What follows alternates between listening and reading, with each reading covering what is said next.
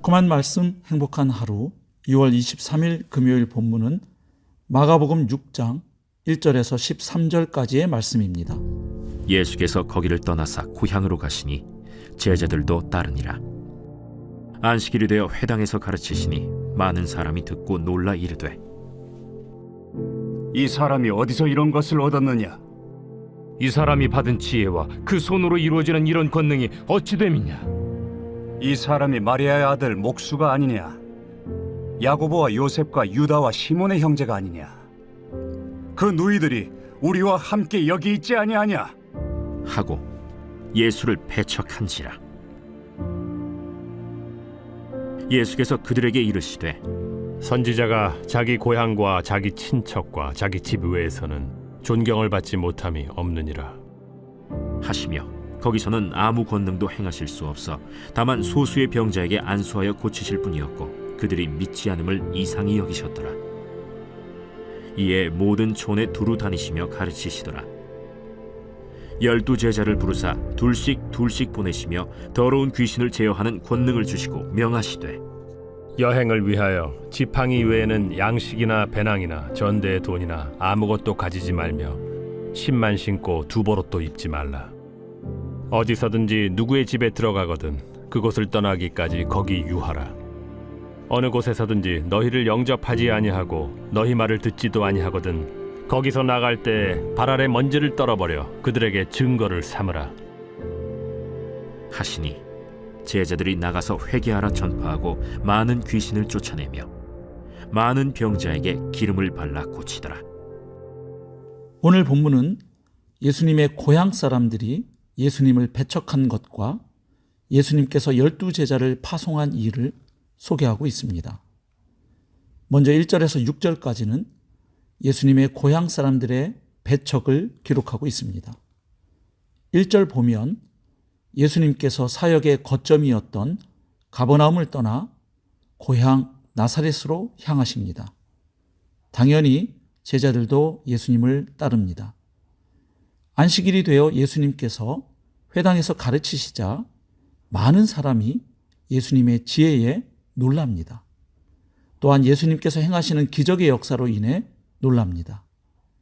하지만 그들은 예수님의 출생과 직업, 가족 관계 등 자신들이 알고 있는 알량한 정보를 가지고 예수님을 판단하며 배척합니다. 예수님이 전하시는 말씀과 행하시는 기적이 도무지 믿기지 않아서가 아니라 믿고 싶지 않아서, 또한 믿으면 자신이 변해야 하겠기에 변하기 싫어서 받아들이지 않았고 배척한 것입니다. 주목할 필요가 없는 사람, 들을 가치가 없는 사람의 말이라고 생각하기로 결정한 것입니다. 오늘 본문 바로 앞에 나오는 회당장 야이로와 12회 혈루증을 앓던 여인이 예수님을 향한 믿음의 긍정적 모델로 등장했다면, 본문에 나오는 예수님의 고향 사람들은 그의 지혜와 권능을 보고도 오히려 배척하는 부정적 모델로 등장하는 셈입니다. 그래서 예수님은 고향에서 많은 기적을 행하지 않으셨습니다. 5절 보면 거기서는 아무 권능도 행하실 수 없어 다만 소수의 병자에게 안수하여 고치실 뿐이었다고 기록하고 있습니다. 이것은 예수님의 능력이 부족한 것이 아니라 그들의 마음밭이 길가이고 돌밭이고 가시떨기였기 때문입니다. 그런데 마치 예수님의 능력에 한계가 있는 것처럼 과장하여 표현함으로 예수님께서 믿음 앞에서 능력으로 반응하심을 잘 보여줍니다. 이것은 우리의 알량한 경험과 지식 때문에 주님의 능력과 지혜를 제한하지 말아야 할 것을 교훈합니다.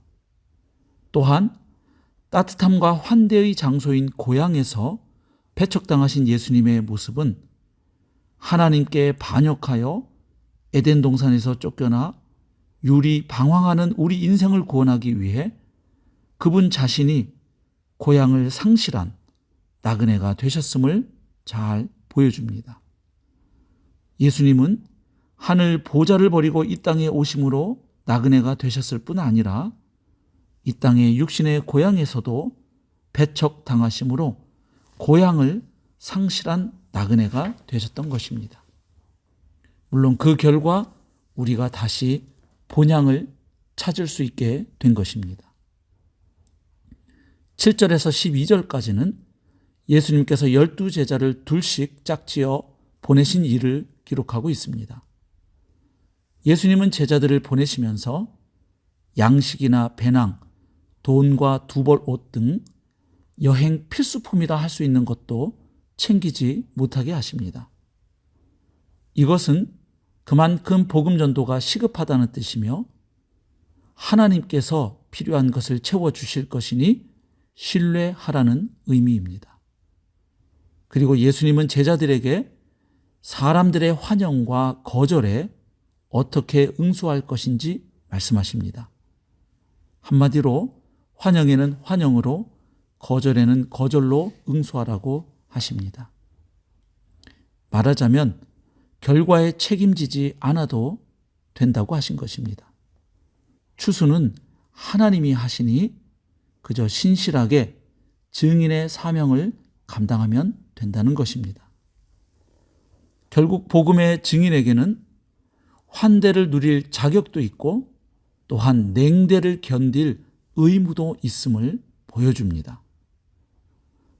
즉 복음의 증인은 더 나은 환대를 찾아 이곳저곳을 전전하지 말아야 하고 거절과 배척을 당해도 낙심하거나 좌절하지 말아야 할 것을 말씀하신 것입니다. 사람들이 듣든지 아니 듣든지 할 말을 하고 회개를 요청하고 하나님 나라가 임하였음을 들려주고 보여주는 것이 바로 증인의 사명이라고 가르쳐 주신 것입니다. 물론 7절에서 보듯 예수님은 제자들이 사명을 잘 감당할 수 있도록 더러운 귀신을 제어하는 권능도 주셨습니다.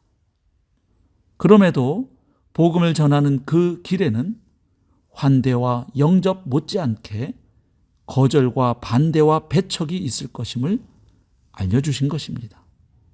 하지만 사람들이 영접하지 않고 문전박대한다고 해서 그 집에 대한 분노나 적개심, 서운함을 가져선 안 될 것을 가르쳐 주신 것입니다. 그저 순순히 물러나 발의 먼지를 떨어버림으로 그 집이 배척의 장소라는 사실만을 증거로 삼으라고 제자들에게 말씀하셨던 것입니다.